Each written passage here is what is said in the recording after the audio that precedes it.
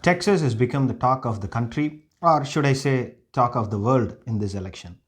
From nowhere in the list of top turnout states in 2016, Texas has leapfrogged to the top of the list in 2020.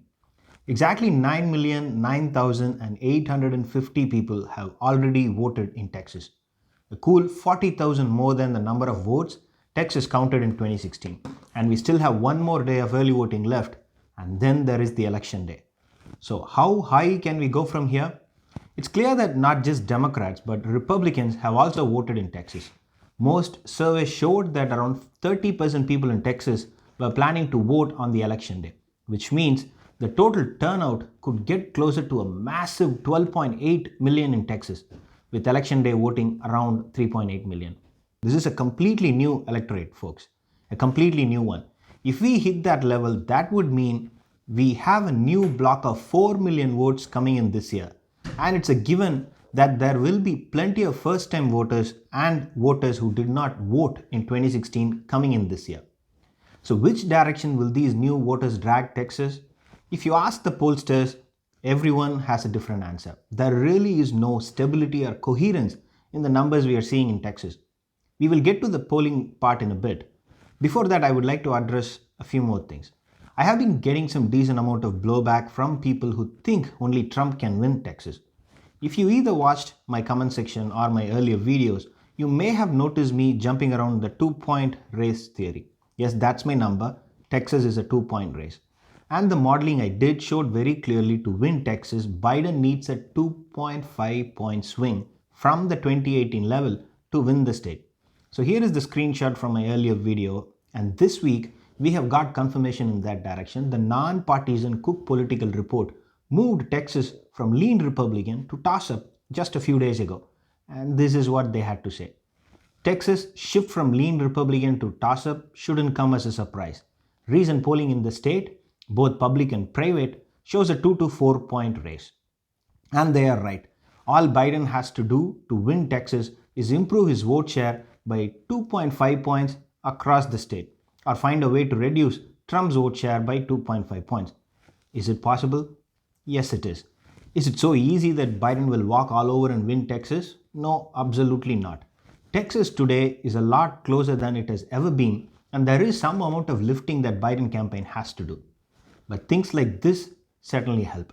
LA Times reported that young voters in Texas have already cast 900,000 votes, which is 3 times the number we had in 2016 by that time.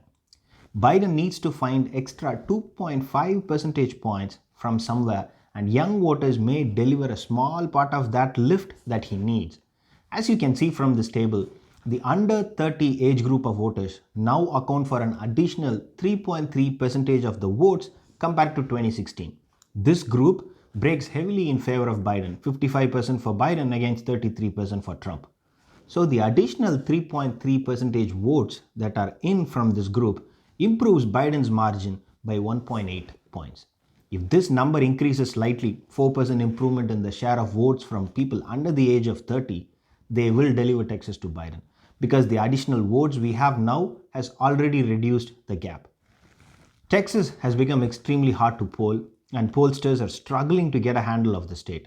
The latest Univision poll has Trump ahead by 3 points, NY Times Trump ahead by 4, University of Texas had Biden ahead by 3, Morning Consult had Biden ahead by 1, Quinnipiac had both of them even, and all these polls were released after October 20th. And the problem the pollsters have in common, Hispanics. Depending on how much they estimate Trump's lead is with Hispanics, their overall numbers changed. And the crucial level of support, as you can see, is 33%. Whenever Trump's support dropped below 33%, Biden was ahead. And whenever Trump's support was higher than 33% with Hispanics, Trump was ahead. And that level is what I believe is the line that separates the winner and the loser.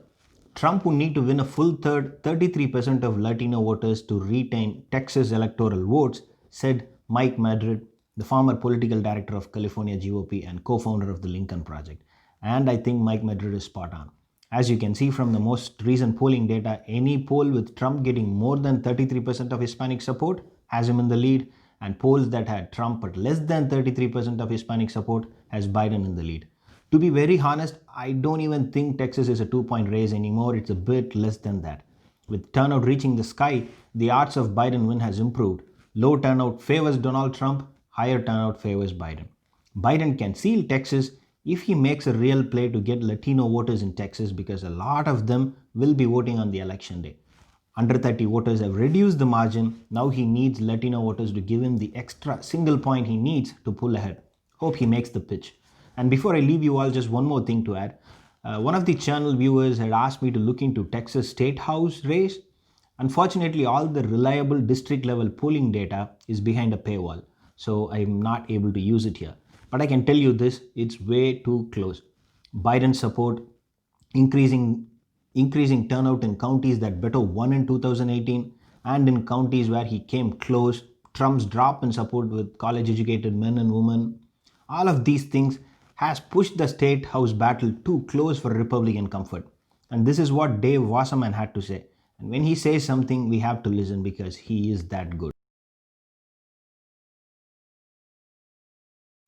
And a big thank you to Governor of Texas for keeping one ballot drop box in Harris County. The county has got 1.34 million votes in 2020, which is 34,000 more than the vote that were received in 2016. Biden is looking good to win Harris County with a margin of more than 300,000 votes. Beto's margin was 201,000 and he lost the race by 214,000. So you can do the math. What happens if Biden exceeds Beto's margin in Harris County by 100,000 votes? So they are making a statement. Harris County is making a statement. And any politician who is thinking about finding new ways to reduce turnout, please be careful because you are going to energize voters and they are going to come out in a wave, or maybe you will trigger a tsunami like the one Texas governor created. Thank you, Harris County. The country is watching and they are going to follow your lead in the future. Thanks for watching. If you like the content, please subscribe.